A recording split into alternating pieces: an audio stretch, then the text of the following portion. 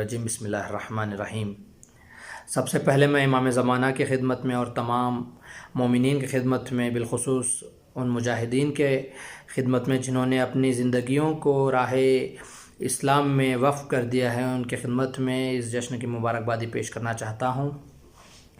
और इसी के साथ साथ एक मुसद्दस है बज़बानी मौला अली, समात फरमाइएगा कि हैदरी शान को मैदान में रखता हूँ मैं, हैदरी शान को मैदान में रखता हूँ मैं, भागने वालों का पीछा नहीं करता हूँ मैं, भागने वालों का पीछा नहीं करता हूँ मैं, जिस खुदावंद किसी से नहीं डरता हूँ मैं, जिस खुदावंद किसी से नहीं डरता हूँ मैं, ये रजस आते ही मैदान में पढ़ता हूँ मैं, ये रजस आते ही मैदान में पढ़ता हूँ मैं असद भी हूँ गज़नफ़र भी हूँ जर्रार हूँ मैं असद भी हूँ गज़नफ़र भी हूँ जर्रार हूँ मैं, गौर से देखो मुझे हैदर कर्रार हूँ मैं, गौर से देखो मुझे हैदर कर्रार हूँ मैं, कि घर में अपने मैं सितारों को बुला सकता हूँ, घर में अपने मैं सितारों को बुला सकता हूँ, आसमानों की बुलंदी को झुका सकता हूँ, अपनी राहों से पहाड़ों को हटा सकता हूँ,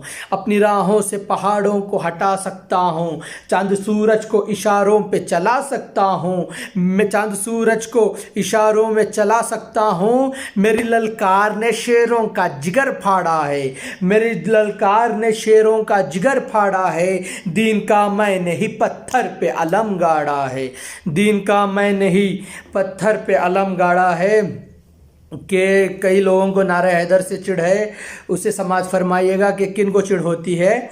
कि मेरा नारा है हर एक माँ की तहारत का अमी, मेरा नारा है हर एक माँ के तहारत का अमी, जिसके खूह में है कमी वो तो लगाता ही नहीं, जिसके खूह में है कमी वो तो लगाता ही नहीं, तजुर्बे जिसको भी करना है करे आके यही, इसी नारे से डहलती है फलक और ज़मी, इसी नारे से डहलती है फलक और ज़मी, ये वो नारा है जो नस्लों का पता देता है, ये वो नारा है जो नस्लों का पता देता है, दिल में दुश्मन के यही आग लगा देता है, दिल में दुश्मन के यही आग लगा देता है।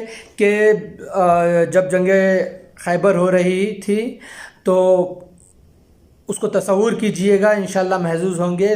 मौला अली फरमा रहे हैं कि भागने वालों से शर्मिंदा अलम होने लगा, भागने वालों से शर्मिंदा अलम होने लगा, तब नबी ने सरे मैदान ये ऐलान किया, तब नबी ने सरे मैदान ये ऐलान किया, कल अलम मर्द को, कल 39 दिन हो गए, दूसरे दिन 40वां होने का था।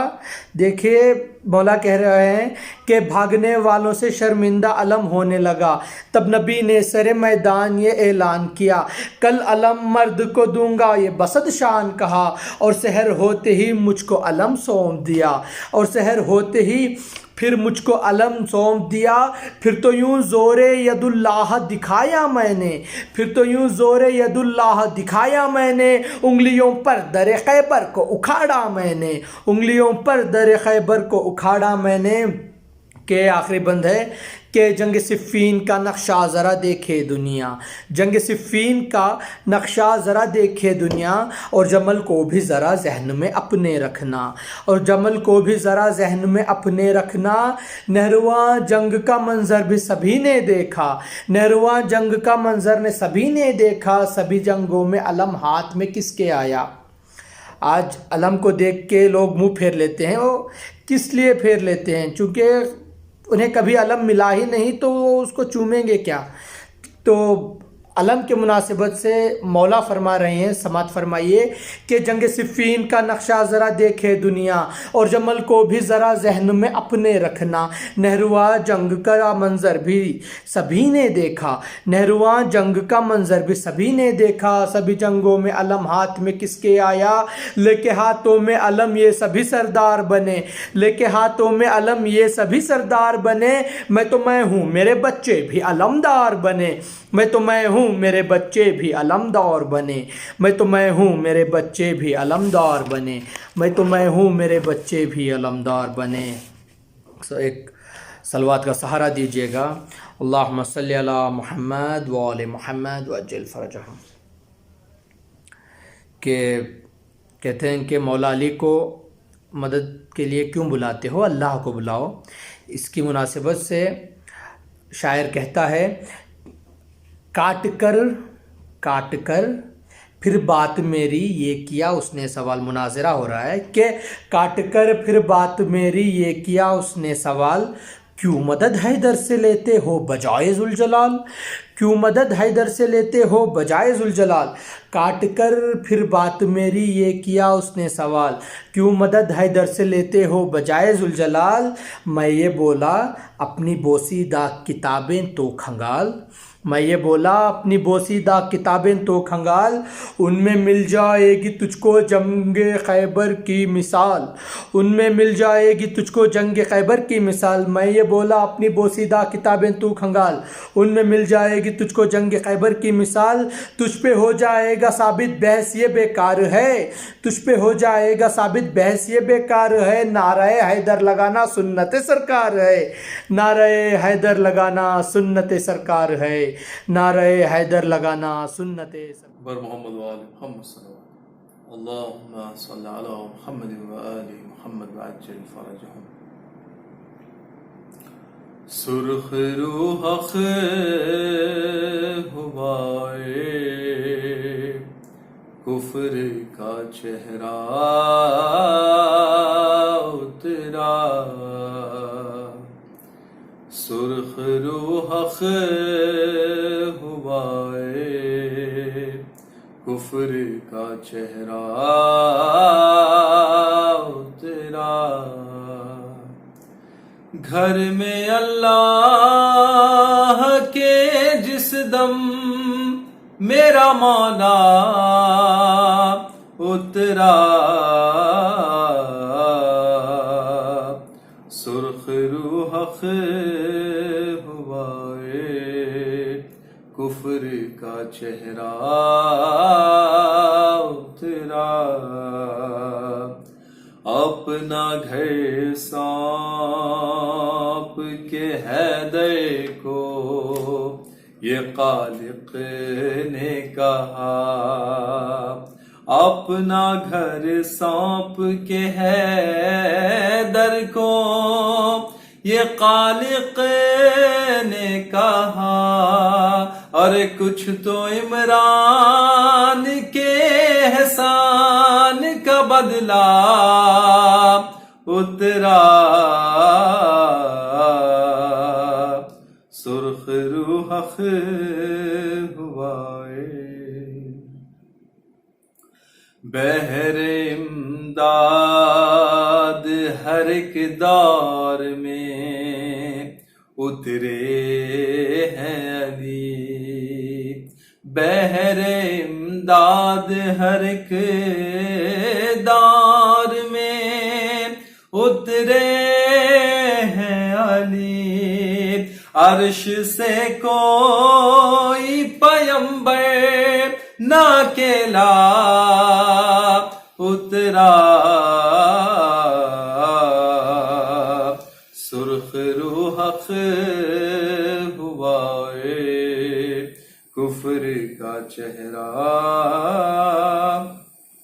رات بھر اپنے مکانوں کو سجاتے رہے لوگ، رات بھر اپنے مکانوں کو سجاتے رہے لوگ، در پہ حیدر کے دریا کے ستارہ اترا سرخ روح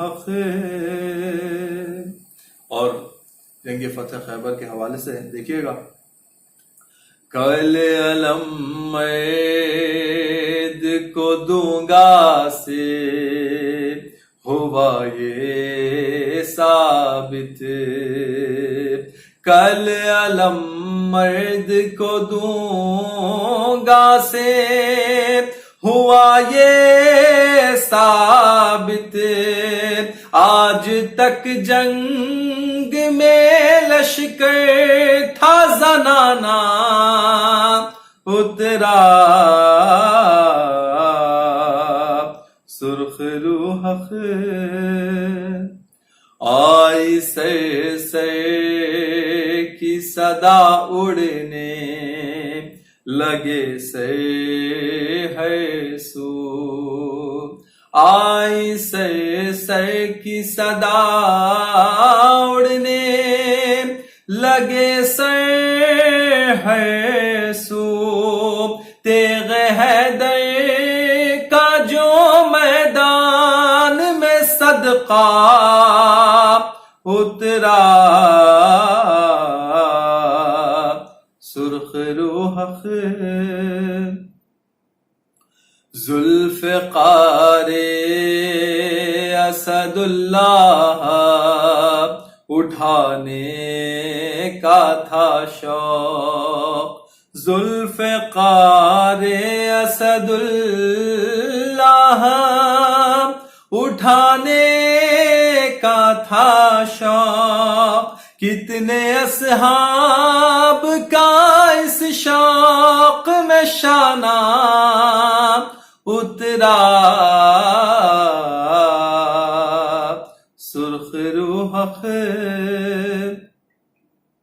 لطف معراج کی منزل کا ملا نانا کو، لطف معراج کی منزل کا ملا نانا کو، جب تلک پشت سے خود سے نہ نواسا اترا سرخ روح ہوا کفر کا چہرہ اترا، اور محمد وآل محمد صلوات اللہ صلی علی محمد وآل محمد بے کسوں کے مددگار مولا نے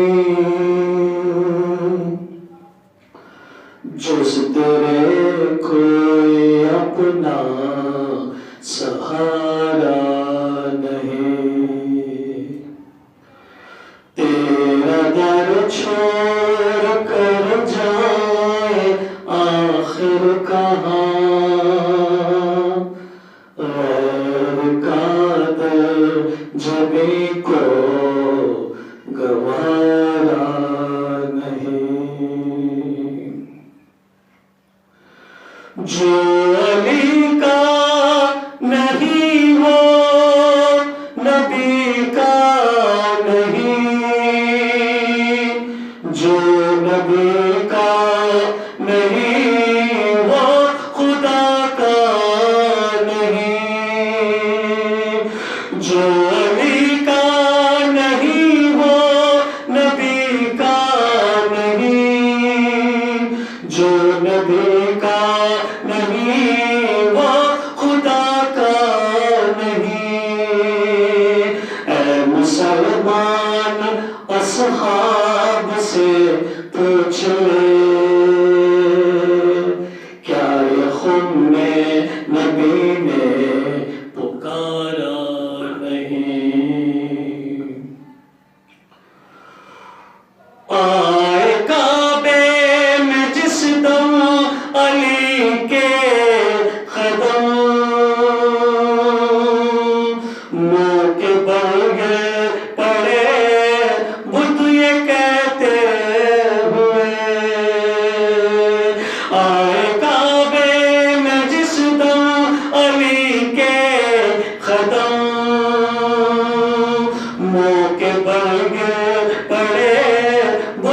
کہتے ہوئے آئیے آئیے جانشین نبی آئیے جانشین نبی یہ تمہارا ہی گھر ہے ہمارا نہیں وہ تو کم ضعیف ہے جو تجھے چھوڑ دے ورنہ مولا علی تیری تعظیم کو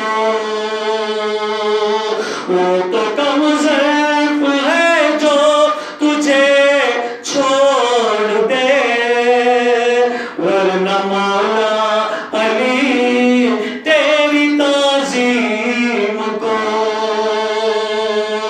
جو پلٹ کر نہ آئے وہ سورج نہیں جو نہ چوکٹ کو چھومے وہ تارا نہیں کل ایمان ہے تو کل اسلام تو دین کی رگ میں ہے صرف تیرا لہو کل ایمان ہے کل اسلام تو دین کی رگ میں ہے صرف تیرا لہو جنگ خیبر ہو خندق کے بدر انہیں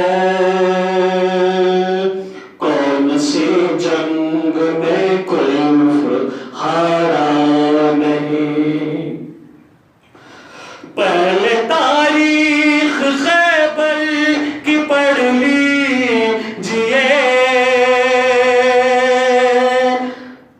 پھر کوئی آخری فیصلہ دیجئے پہلے تاریخ خیبر کی پڑھ لیجئے پھر کوئی آخری فیصلہ دیجئے کیا یہ کہنا پیمبر بھی ہے بدعتی یا یہ کہنا علی کو پکارا نہیں جان خندق میں کیسے مسلمان تھے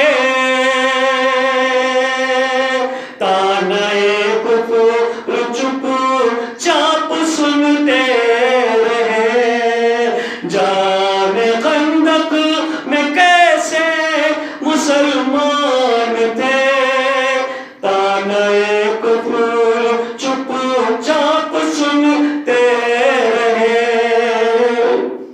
سب کے پہلوں میں تلوار موجود تھی سب کے پہلوں میں تلوار موجود تھی امر کا سر کسی نے اتارا نہیں اعوذ باللہ من الشیطان اللعین الرجیم بسم اللہ الرحمن الرحیم الحمد للہ رب العالمین والصلاة والسلام علی رسولہ الکریم وعلی اہل بیتہ الطیبین الطاہرین ولعنۃ اللہ علی اعدائہم اجمعین اما بعد فتح خیبر کی اس مبارک تاریخ کے موقع پر تمام مسلمانان جہان کی خدمت میں ہدیہ تبریک و تہنیت پیش کرتا ہوں آج کی یہ تاریخ دین اور اسلام کی حیثیت سے اور مسلمانوں کی حیثیت سے بہت ہی عظیم تاریخ ہے. تاریخ اسلام میں اس تاریخ کی بڑی اہمیت ہے، اس لیے کہ اسلام کے لیے خطرہ تھا، لوگ اسلام کے دشمن تھے، اسلام کو تباہ و برباد کرنا چاہ رہے تھے، اسلام کو مٹانا چاہ رہے تھے۔ انہیں دشمنان اسلام کا خاتمہ آج کی تاریخ میں ہوا، اور وہ خیبر جس میں یہ دشمنان اسلام جمع تھے اور جہاں اسلام کا سب سے بڑا دشمن بیٹھا ہوا تھا، اس قلعے کو اور اس دشمن کو ختم کیا۔ خیبر مدینے سے 85 میل کے فاصلے پر یہودیوں کی ایک بستی تھی، جہاں یہودی رہا کرتے تھے، اور بہت ہی ثروت مند اور بہت ہی مالدار یہودی تھے۔ اور وہیں ان کا ایک قلعہ تھا جہاں ان کے بڑے بڑے سردار رہا کرتے تھے۔ یہ بستی اسلام دشمن بستی تھی، جن کے دل میں ہمیشہ اسلام کے خلاف بغض و عداوت کے علاوہ کچھ نہ تھا، اور ہمیشہ اسلام کو ختم کرنے کی کوشش کرتے رہے۔ ان کے دل میں اسلام کی ایک حسد، ایک جلن ہمیشہ سے موجود تھی،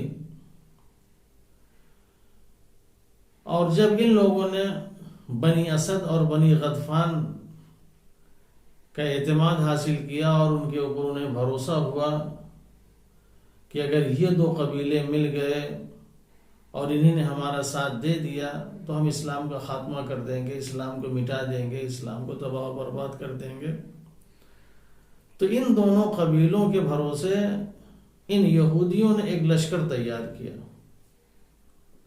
پوری فوج تیار کر لی، اور یہ فوج تیار کرنے کے بعد یہ چاہتے تھے کہ مدینے کے اوپر حملہ کریں اور جتنے ہیں سب کو ختم کر دیں، اسلام کو ختم کر دیں، اسلام کے ماننے والوں کو ختم کر دیں، اسلام کے بانی کو ختم کر دیں۔ جب پیغمبر اسلام حضرت محمد مصطفیٰ صلی اللہ علیہ وآلہ وسلم کی اس بات کی اطلاع ملی، آپ تک یہ خبر پہنچی کہ یہودیوں نے باقاعدہ فوج تیار کر رکھی ہے، وہ حملہ کرنے کے لیے آمادہ ہیں،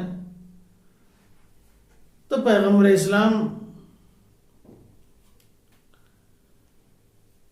1400 پیدل سپاہیوں کے ساتھ اور 200 سوار فوجیوں کے ساتھ خیبر کی طرف روانہ ہوئے، اور خیبر کے قریب پہنچ کے محاصرہ کیا۔ ادھر کے لوگ بھی جنگ کے لیے آمادہ ہوئے، تیار ہوئے، جنگ شروع ہوئی۔ ایک ایک کر کے آتے رہے، لڑتے رہے، خاتمہ ہوتا رہا، دشمن ایک ایک کر کے مرتا رہا، مگر وہ قلعہ جس کو فتح کرنا چاہتے تھے، وہ یہودی جنہیں شکست دینا چاہتے تھے، ان یہودیوں کو شکست نہیں دے پا رہے تھے، وہ قلعہ فتح نہیں ہو پا رہا تھا، یہاں تک کہ تاریخ طبری و خمیس اور شواہد النبوت میں ہے کہ اس قلعہ کو فتح کرنے کے لیے پیغمبر اسلام نے جو اصحاب کرام میں سب سے عظیم ہستی تھی، خلیفہ اول حضرت ابو بکر رضی اللہ تعالیٰ عنہ، ان کو بھیجا کہ جائیں اور جا کے قلعہ فتح کریں۔ وہ گئے اور جانے کے بعد واپس آ گئے، قلعہ فتح نہ کر سکے۔ جب پیغمبر نے دیکھا کہ یہ قلعہ کو فتح نہیں کر سکے تو آپ نے خلیفہ دوم حضرت عمر رضی اللہ تعالیٰ عنہ کو بھیجا، وہ بھی گئے اور جا کے زور آزمائی کی، لیکن وہ بھی قلعہ کو فتح نہ کر پائے۔ جب اس طریقے سے اسلام کی عظیم ہستیاں قلعے کو فتح نہ کر سکیں اور دشمن ان کے اوپر غالب رہے، یہاں تک کہ 39 دن ہو گیا، پیغمبر خود فکر مند تھے کہ آخر کیا کیا جائے۔ بہادر سے بہادر، بڑے سے بڑے سپاہیوں کو بھیجا جا رہا ہے، مگر جو جا رہا ہے سب ناکام اور نامراد واپس چلے آ رہے ہیں۔ اب کسی ایسے کو بھیجا جائے جو اس قلعے کو فتح کر سکے، جو ان یہودوں کو شکست دے سکے۔ جب 39 دن یہی حال رہا، پیغمبر دیکھتے رہے، تو ایک مرتبہ پیغمبر نے ارشاد فرمایا، لَأُعْطِيَنَّ الرَّائِطَ غَدًا رَجُلًا كَرَّارًا غَيْرَ فَرَّارٍ، کل میں علم اس کو دوں گا جو مرد ہوگا، کرار ہوگا، غیر فرار ہوگا، یعنی جو بڑھ بڑھ کر حملہ کرنے والا ہوگا، جو میدان سے فرار کرنے والا نہیں ہوگا، جو خدا اور رسول کو دوست رکھتا ہوگا، خدا اور رسول اس کو دوست رکھتے ہوں گے۔ کل میں ایسے کو بھیجوں گا جو بہادر ہوگا، مرد ہوگا، شجاع ہوگا، بڑھ بڑھ کے حملہ کرنے والا ہوگا۔ اب ظاہر ہے اتنی بڑی بات پیغمبر نے جب کہی، کل میں اس کو علم دوں گا، تو جتنے تاریخ لکھتی ہے، جتنے لوگ تھے، سب کے دل میں علم کی خواہش پیدا ہوئی، کاش کی علم کل ہم کو مل جائے، کاش کی علم کل ہم کو مل جائے۔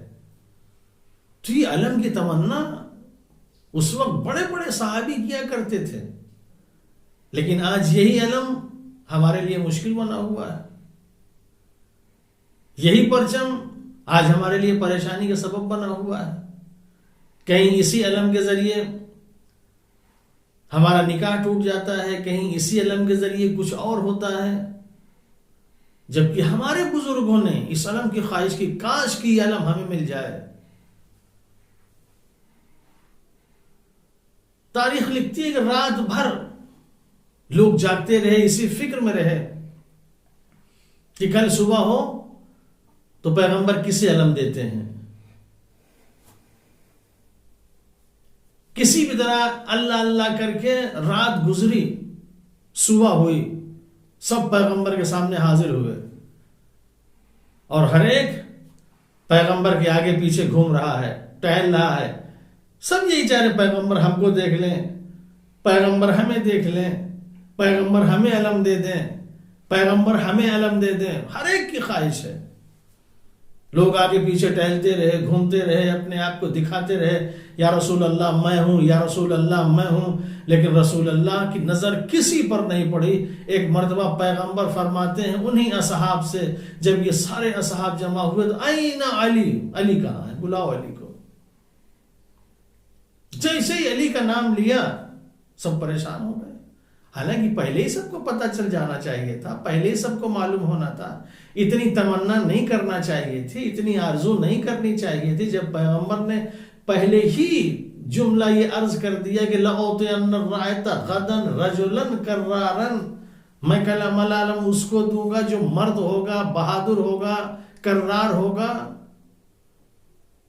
تو پھر آدمی کو اپنے گریبان میں جھانک کے دیکھنا چاہیے تھا کہ آیا پیغمبر نے جو مرد کے لیے کہا ہے وہ لفظ ہمارے اوپر صادق آ رہا ہے۔ پیغمبر نے جو کرار کہا ہے واقعی ہم کرار ہیں، جو غیر فرار کہا ہے ہم غیر فرار ہیں. سوچنا چاہیے تھا، فکر کرنا چاہیے، لیکن علم کی اتنی خواہش ان کے اندر موجود تھی کہ ان تمام چیزوں کو بالائے طاق رکھتے ہوئے بس فکر یہی ہے کسی طرح علم ہم کو مل جائے، کسی طرح علم ہم کو مل جائے. پیغمبر نے فرمایا اے نا علی، علی کہاں؟ جیسے ہی یہ کہا، جن کے دلوں میں علم کی آرزو تھی سب کے دلوں پہ سانپ لوٹنے لگے. یہ کیا ہو گیا؟ علی تو یہاں ہے بھی نہیں، علی کو کیوں بلایا جا رہا ہے، علی کو کیوں طلب کیا جا رہا ہے؟ پریشان ہو گئے سب. کسی نے کہا بھی، ان سے رہا نہ گیا، اس نے کہا بھی علی تو آشوب چشم میں مبتلا ہے، ان کی آنکھ میں تکلیف ہے، ان کو درد ہے، وہ کہاں آئیں گے، وہ کیسے آئیں گے؟ کہا نہیں، بلاؤ علی کو. علی چاہے جس حال میں ہو، ان کو بخار ہو، آنکھ میں درد ہو، بدن میں درد ہو، کسی بھی حال میں ہو، علی کو بلاؤ. علی کو بلایا گیا، علی آئے. آشوب چشم ہے، اپنا لعاب دہن علی کی آنکھ میں لگایا، آشوب چشم ختم ہو گیا. میدان کے لیے تیار ہو گئے.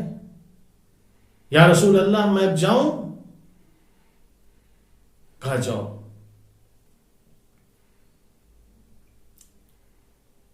آج اسلام کے لشکر سے علی اس شان سے نکلے کہ آنے والے کو یہودیوں نے دیکھ کر دور سے سمجھ لیا کہ ابھی تک جو آئے تھے یہ آنے والا ان کے جیسا نہیں ہے، یہ کوئی اور ہے. اور جیسے ہی نکل کے پہنچے ہیں اور پہنچنے کے بعد علم کو پتھر پہ نصب کیا. نصب کرنا تھا، ان کی پریشانی اور بڑھ گئی یہودیوں کی. پھر جب علی کے چہرے کو دیکھا، علی کے وہ صفات دیکھے، گھبرا گئے، پریشان ہو گئے. جیسے ہی اس ایک یہودی نے دیکھا کہ علی نے پتھر پہ علم کو نصب کیا، علم کو گاڑا، اور سارے صفات وہ ہیں جو علی کے صفات اپنی کتاب توریت میں پڑھی تھی، بھاگتا ہوا گیا، یہودیوں کے درمیان پہنچتا ہے اور کہتا ہے کہ آج آنے والا کوئی معمولی شخص نہیں ہے، یہ وہی ہے جسے آج خیبر کو فتح کرنا ہے، یہ آج خیبر کو فتح کر لے گا. کہا کیا ہوا، کیا علامت دیکھی، کون سی خوبی اس کے اندر ہے؟ کہا اس کے اندر وہ خوبیاں ہیں جو میں نے توریت میں پڑھی. یہ بغیر فتح کیے ہوئے واپس نہیں جائے گا، یہ بغیر در خیبر اکھاڑے ہوئے واپس نہیں جائے گا. سمجھ گیا، توریت میں پڑھی تھی یہ ساری چیزیں. اس کے بعد جب پتھر پہ علم کو گاڑنے کے بعد آگے بڑھے، پورا ایریا جہاں یہ یہودی رہتے تھے سب گھبرائے ہوئے، سب پریشان ہیں. آنے والا ایک عجیب و غریب شان سے آ رہا ہے، پتہ نہیں آج کیا ہونے والا ہے. جیسے پہنچے مقابلے کے لیے، یکے بعد دیگرے آتے رہے. سب سے پہلے حارث آیا، ایک دو بار کی رد و بدل ہوئی، واصل جہنم کیا، حارث ختم ہو گیا. اب ظاہر حارث اگر مارا جائے، مرحب کے دل پہ کیا گزرے گی، مرحب کا کیا عالم ہوگا، اس کا غصہ کہاں ہوگا. بھائی کے بدلہ لینے کے لیے ایک مرتبہ وہ میدان میں آتا ہے، اور آنے کے بعد رجس پڑھتا ہے، میں وہ ہوں کہ جس کا نام مرحب ہے. جیسے اس نے پڑھا، ایک مرتبہ علی علیہ السلام نے رجس پڑھا، انا الذی سمتنی امی حیدرہ، میں وہ ہوں کہ جس کی میری ماں نے میرا نام حیدر رکھا ہے. اتنا کہنا تھا، پریشان ہو گیا، واپس جانے لگا. کہاں جا رہے ہو؟ واپس جا رہا ہوں. کیوں واپس جا رہے ہو؟ میری ماں نے کہا تھا کہ دیکھو سب سے لڑنا حیدر نامی پہلوان سے نہ لڑنا. یہ حیدر کا روب، یہ حیدر کا دبدبا، یہ مرحب نامی پہلوان واپس جانے کے لیے تیار ہے. بہرحال اس کو بہکایا، شیطان نے ورغلایا اور پھر واپس آیا، اور واپس آنے کے بعد لڑنے کے لیے تیار ہوا. اس کو بھی مولا کائنات نے واصل جہنم کیا، 2 حصوں میں تقسیم کر دیا. وہ مارا گیا، پھر انتر آیا، ربی آیا، یاسر آیا. یہ جتنے آتے گئے سب کے سب ختم ہوتے گئے، سب کے سب جہنم میں پہنچتے گئے. جب یہ سب کے سب مار دیے گئے تو ظاہر ہے اب کیا ہوگا؟ میدان میں بھگدڑ مچ گئی، لشکر میں کھلبلی مچ گئی. جب بڑے بڑے مار دیے گئے نہیں رہے تو پھر یہ چھوٹے کہاں ٹکنے والے ہیں. لیکن جیسی بھگدڑ مچی، اسی بھگدڑ کے درمیان ایک یہودی کو موقع ملا. اس نے حضرت علی علیہ السلام کے ہاتھ پہ ایک وار کیا، آپ کے ہاتھ میں جو سپر تھی وہ گر گئی، اور دوسرا یہودی جیسے ہی سپر گری وہ اٹھا کے بھاگنے لگا. مولا کائنات کے ایک مرتبہ جلال آ گیا، غصہ آ گیا. اس نے میرے ہاتھ میں تلوار ماری، میری سپر گری اور یہ اٹھا کے لے کے چلا جا رہا ہے. فوراً بس دروازے باب خیبر کے قریب تھے، خیبر کے دروازے میں ڈالی. اس طریقے سے اس میں نشان بن گئے جیسے موم پگھلا ہوا ہو اور اس کو پکڑے تو اس میں نشان بن جاتا ہے. باب خیبر میں اس کو پکڑا، اس میں نشان بن گیا، اور پھر اس کو اٹھا کے جو آپ کے ہاتھ سے سپر گر گئی تھی اسی کو آپ نے سپر بنا لیا اور لڑنے لگے، جنگ کرنے لگے. پھر جب سارے دشمن بھاگ گئے تو مولا کائنات نے اسی باب خیبر کو ایک پل کی شکل میں بنا دیا اور سارا لشکر اس پل کے ذریعے سے اندر داخل ہو گیا. جیسے ہی جھٹکا دیا اور ہلایا پورا خیبر ہل گیا، خیبر میں زلزلہ آ گیا. صفیہ بنت حی ابن اخطب جو تخت پر بیٹھی ہوئی تھی منہ کے بل گر پڑی، اور خیبر کے اندر داخل ہونے کے بعد پورے قلعے کو فتح کیا اور بہت ہی کامیابی اور کامرانی حاصل کی. یہ باب خیبر جسے مولا کائنات نے اٹھا لیا، سپر بنا لیا، اسے پل بنا دیا جس کے اوپر سے پورا لشکر پار کر گیا، یہ کوئی معمولی نہیں تھا. روایت میں ہے، مارج النبوت ایک کتاب ہے، اس میں یہ ہے کہ یہ در 800 من کا تھا، اور دوسری کتاب روضۃ الصفا اس میں ہے کہ 3000 من کا تھا. اتنا وزنی دروازہ، 800 من یا 3000 من، 40 آدمی اسے حرکت دیتے تھے تب جا کے دروازہ حرکت میں آتا تھا. اتنا بھاری بھرکم دروازہ مولا کائنات نے اسے اٹھایا اور اٹھا کے سپر بنا لیا. تو جب اتنا بھاری بھرکم دروازہ تھا تو آخر ایک انسان کے بس کی بات نہیں ہے. یہ جسمانی قوت کے لحاظ سے اگر کوئی کام کرنا چاہے تو اس لحاظ سے یہ کام انسان نہیں کر سکتا. اسی لیے جب مولا کائنات سے پوچھا گیا، مولا آپ نے اتنا بھاری بھرکم دروازہ، اتنا وزنی دروازہ 800 من یا 3000 من کا کس طریقے سے اٹھا لیا،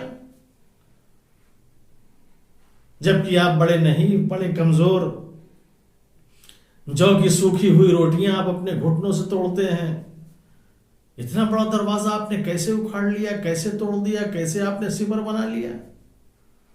مولا کائنات نے فرمایا تھا ما قلعت باب خیبر بقوت الجسمانیہ بل بقوت الربانیہ. میں نے یہ باب خیبر قوت جسمانی سے نہیں اکھاڑا، قوت ربانی سے اکھاڑا ہے. الہی قوت، ربانی قوت، روحانی قوت، یہ قوت سب سے بڑی ہے. انسان جو بھی کرتا ہے وہ روحانی اور مانوی قوت کے اعتبار سے کرتا ہے. ورنہ دنیا میں دیکھیں بہت سے ایسے لہیم شہیم اور بہت ہی عظیم الجثہ اور بہت ہی لمبے چوڑے لوگ نظر آتے ہیں، لیکن جب کوئی کام کرنے پہ آتے ہیں تو ان کے اندر کسی طرح کی کوئی صلاحیت نہیں ہوتی، ان کے اندر کوئی طاقت نہیں. کیونکہ جسمانی اعتبار سے تو لمبے چوڑے نظر آتے ہیں، جسمانی اعتبار سے قوی نظر آتے ہیں، مگر روحانی اعتبار سے بہت کمزور ہوتے ہیں. ایک معمولی سی چیز سے ڈر جاتے ہیں، گھبرا جاتے ہیں، کسی سے مقابلہ کرنے میں پریشان ہو جاتے ہیں. لیکن بہت سے لوگ ایسے ہیں جو روحانی اعتبار سے اتنے قوی ہوتے ہیں کہ جس کی کوئی انتہا نہیں، جبکہ جسمانی اعتبار سے بہت ہی کمزور ہوتے ہیں، لیکن وہ کام کر جاتے ہیں کہ جو بڑے بڑے لوگ نہیں کر پاتے. تو روحانی طاقت، ایمان کی طاقت، یہ بہت بڑی طاقت ہے.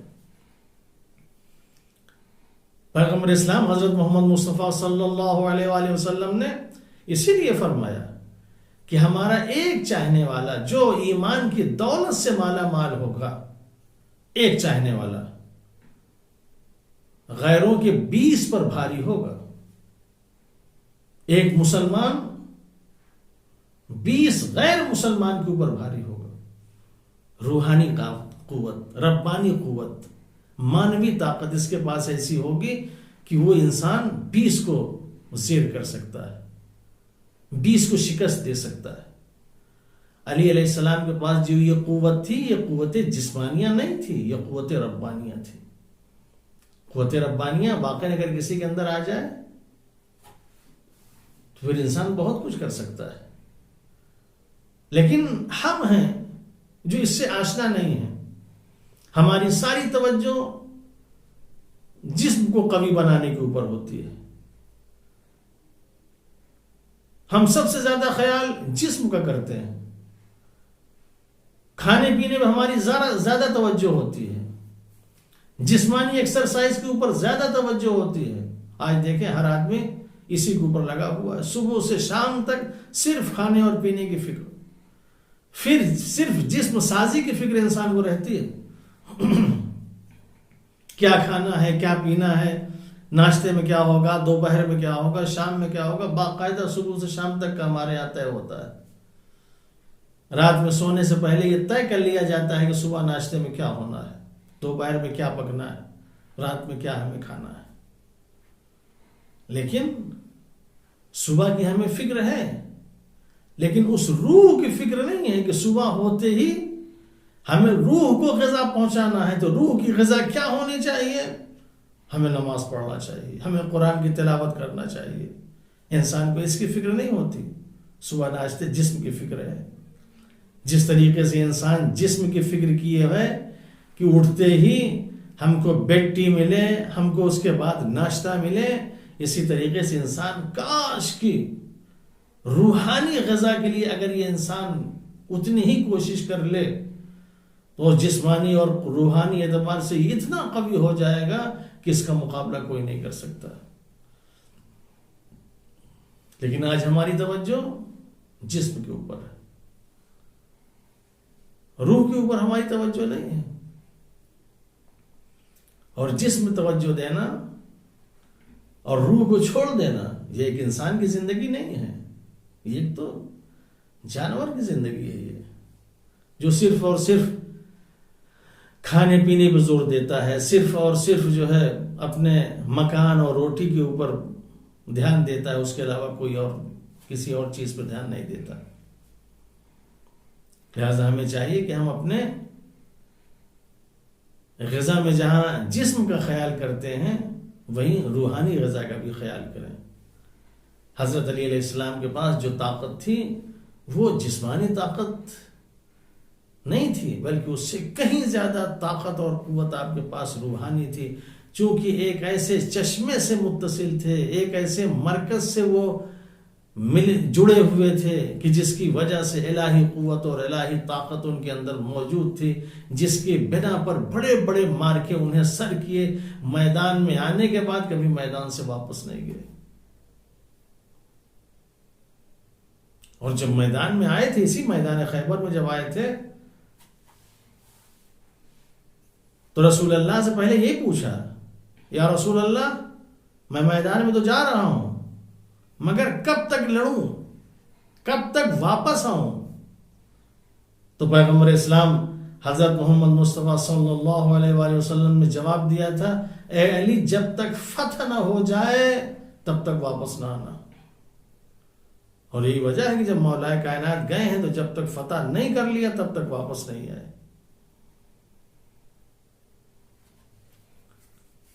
اور جب خیبر فتح کر لیا اور خیبر فتح کر کے واپس آنے لگے تو مدارج نبوت میں موجود ہے کہ پیغمبر اسلام حضرت علی علیہ السلام کے استقبال کے لیے آگے بڑھے، اس لیے کہ یہ آنے والا کوئی معمولی شخص نہیں ہے، یہ اسلام کی لاج بچا کے آ رہا ہے، اسلام کی شان و شوکت کو محفوظ کر کے آ رہا ہے، یہ یہودیوں کو شکست دے کے آ رہا ہے، لہذا آنے والا کوئی معمولی شخص نہیں ہے۔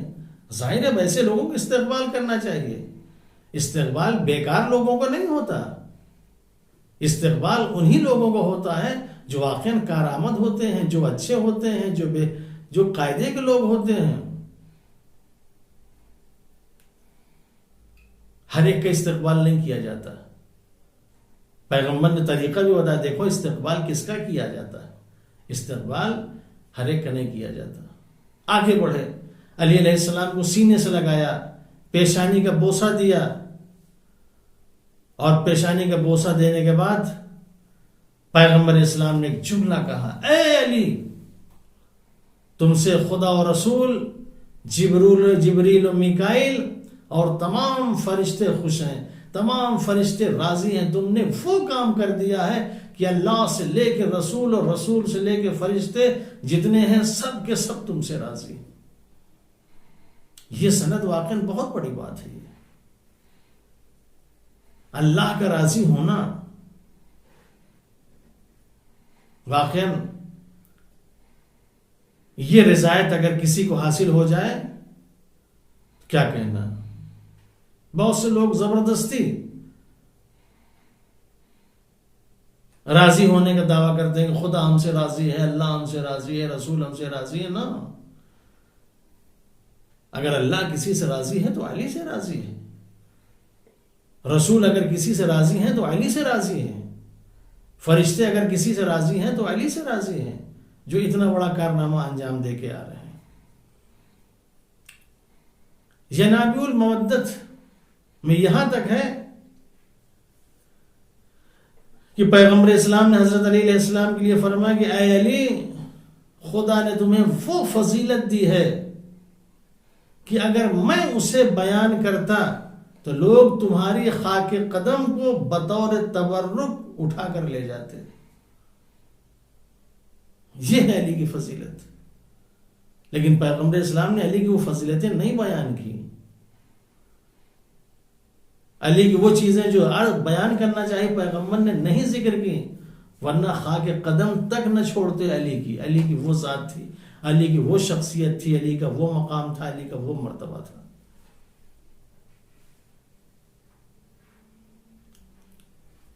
تو یہ مرتبے کہاں سے آئے؟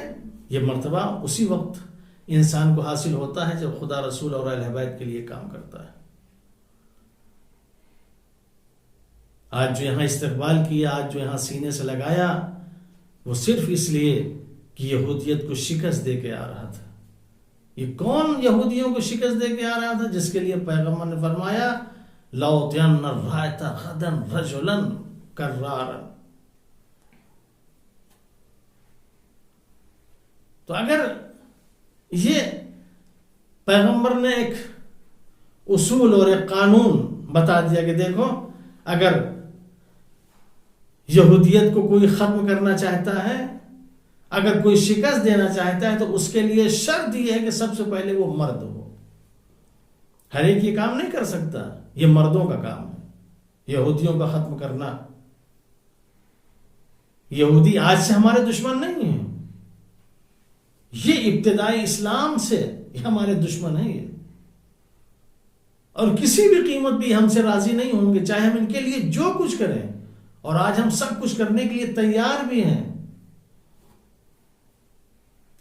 لیکن قرآن چیخ چیخ کے کہہ رہا ہے لن ترضى عنك اليهود ولا النصارى، تم سے یہود و نصارہ کبھی راضی نہیں ہو سکتے حتی تتبع ملتهم، یہاں تک کہ تم ان کے پیرو بن جاؤ.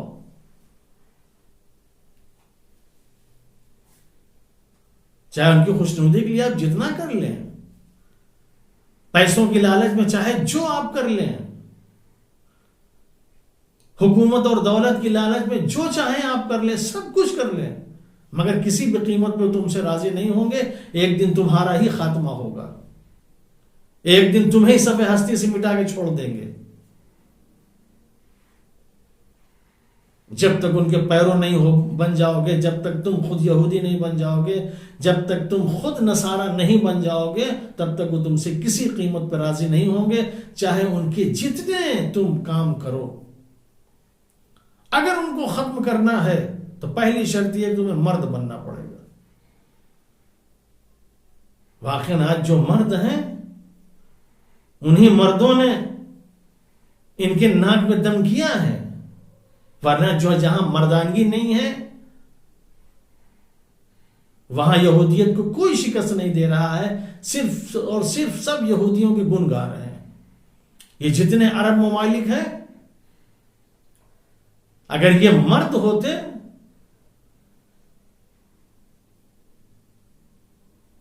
تو آج جس طریقے سے یہودیت کے پیچھے لگے ہوئے ہیں اور ان کے تلوے چاٹ رہے ہیں اور ان کے کہنے پہ سب کچھ کر رہے ہیں، یہ نہ کرتے. چونکہ ان کے یہاں مردانگی نہیں ہے. یہی مردانگی نہ ہونے کی وجہ سے آج یہودی ان کے اوپر حاوی ہیں، ان کے اوپر قبضہ کیے ہوئے ہیں، یہ یہودیت کی مٹھی میں ہیں. جیسا چاہ رہے ان کو نچا رہے ہیں، جیسا چاہ رہے ان کو استعمال کر رہے ہیں. لیکن جو لوگ مرد ہیں وہ یہودیت کو کبھی خاطر میں نہیں لاتے. ویسے مرد گزرے ہیں. آقا خمینی رحمت اللہ علیہ ایک مرد بن کے پیدا ہوئے تھے، جس نے کبھی بھی کسی کو کچھ نہیں سمجھا، اپنے خاطر میں نہیں لائے. آقا خامنئی یہ مرد ہیں. یہ آقا سیستانی یہ مرد ہیں. یہ مردانگی کی وجہ سے پورے عراق کو بچایا، پورے عراق کو محفوظ رکھا. قاسم سلیمانی یہ لوگ کون ہیں؟ یہ مرد ہیں. یہ آقا حسن نصر اللہ یہ مرد لوگ ہیں، جن سے اسرائیل کانپتا ہے، جن سے یہودی کانپتے ہیں. جو کہتے ہیں وہی کرتے ہیں. یہ مردانگی ہے. جن کے ہاں یہ مردانگی نہیں ہے وہ وہی کر رہے ہیں جو یہودی چاہ رہے ہیں، اور پھر کہتے ہیں اپنے آپ کو مرد، کہ میں مرد ہوں، میں مسلمان ہوں. ایسے مسلمانوں ہی کے لیے مولا کائنات نے فرمایا یا اشبہ الرجال ولا رجال، یعنی صورت شکل سے مرد لگتے ہیں لیکن یہ مرد نہیں ہیں، یہ نامرد ہیں. سب یہ مردوں کی شبیہ ہیں مگر یہ مرد نہیں ہیں. اگر ہمیں اسرائیل کو ختم کرنا ہے، اگر ہمیں یہودیوں کا خاتمہ کرنا ہے، اگر انہیں شکست دینا ہے، تو سب سے پہلی چیز جو پیغمبر نے مولا کائنات کے لیے فرمایا، ہمیں مرد بننا ہے، رجل. دوسری چیز ہمیں کرار بننا ہے، ہمیں آگے بڑھنا ہے، پیچھے نہیں آنا ہے. ہمیں کسی بھی میدان سے فرار نہیں کرنا ہے. یہ فاتح بننے کی علامت ہے. یہ ہم رجل بنے، بہادر اور شجاع بنے، ہم کرار بنے، ہم غیر فرار بنے، اللہ اور رسول کو دوست رکھیں اور اس اعتبار سے دوست رکھیں کہ اللہ اور رسول ہمیں دوست رکھیں. یا جو اتنی بڑی تاریخ ہے فتح خیبر کی، یہ فتح خیبر صرف اسی لیے نہیں ہے کہ تاریخیں آئیں ہم خوش ہو جائیں، اچھے کپڑے پہن لیں، عطر لگا لیں، اچھے گھروں میں پکوان ہو جائیں، کھائیں پئیں اور خیبر کی خوشی منا لیں. نا، یہ خیبر ایک بہت بڑا پیغام لے کے آیا ہے. یہ خوشیاں اسی لیے دہرائی جاتی ہیں، ان دنوں کا ذکر اسی لیے کیا جاتا ہے، یہ ساری چیزیں اسی لیے سنائی جاتی ہیں کہ جس طریقے سے ایک رجل نے اس وقت یہودیت کا خاتمہ کیا تھا، ویسے آج بھی ہم اپنے اندر وہ رجولیت پیدا کریں، وہ مردانگی پیدا کریں، ان تمام چیزوں کو سن کے، ان تاریخوں سے درس اور سبق لے کے، کہ تاکہ جس طریقے سے انہوں نے ان تمام چیزوں کا خاتمہ کیا، یہودیت کا خاتمہ کیا، قلعہ خیبر کو فتح کیا، اسی طریقے سے ہم اپنے اندر یہ چیز پیدا کر کے آج اپنے زمانے کے یہودیوں کو، اپنے زمانے کے نصارہ کو ہم شکست دیں، ہم ان کے قلعہ کو فتح کریں، ہم اپنے پرچم کو لہرائیں، ہم اپنے پرچم کو بلند کریں. اگر ایسا کر رہے ہیں تو واقعاً اس 24 رجب کا ہم حق ادا کر رہے ہیں. اگر ہم ایسا کر رہے ہیں تو فتح خیبر کا ہم حق ادا کر رہے ہیں. اور اگر ایسا نہ کر سکے، خوشیاں منائیں، سب کچھ کیا، لیکن اپنے اندر وہ چیزیں نہ پیدا کر سکے جس کے لیے پیغمبر نے فرمایا کہ رجل ہونا چاہیے، کرار ہونا چاہیے، غیر فرار ہونا چاہیے، تب تک ہم کچھ نہیں کر سکتے. لہذا خداوند عالم سے ہم دعا کریں کہ آج کی اس مبارک تاریخ میں سب سے اہم کام جو دشمنوں کا مقابلہ کرنا ہے، ہم دعا کریں خداوند عالم سے کہ خداوند عالم ہمیں بھی وہ توفیق عنایت فرما کہ ہمارے اندر وہ مردانگی پیدا ہو، ہمارے اندر وہ شجاعت اور بہادری پیدا ہو کہ جس مردانگی اور شجاعت اور بہادری کی وجہ سے ہم دشمنوں کا قلعہ کما کر سکیں، ہم دشمنوں کا خاتمہ کر سکیں اور اسلام کے پرچم کو بلند کر سکیں. والسلام علیکم ورحمۃ اللہ وبرکاتہ.